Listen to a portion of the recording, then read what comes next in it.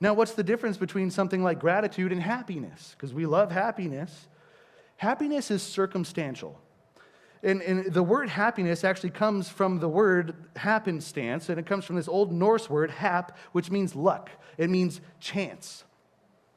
Throughout history, the entire concept of happiness itself was always based on luck. It was always based on being lucky or having good fortune based on external events that you can't control.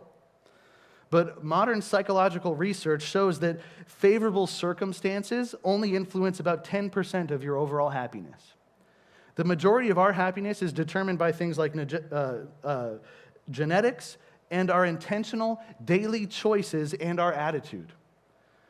Meaning that happiness is only partially luck of how things happen, but it's mostly how we react to what happens to us. It's determined by our reaction.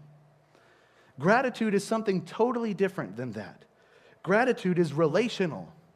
And gratitude is rooted in the grace of God. A person can be unhappy and they can be going through something really painful or really difficult, a really tough situation, maybe experiencing some kind of loss, or maybe they're super stressed out about work. They can be unhappy due to their circumstances, but they can still be grateful at the same time. That's how gratitude is different.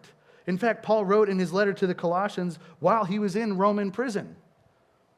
He was still gratitude, and he was still telling people to be grateful, even when he was in a pretty bad situation. His circumstances were miserable, and arguably, he was probably unhappy in there.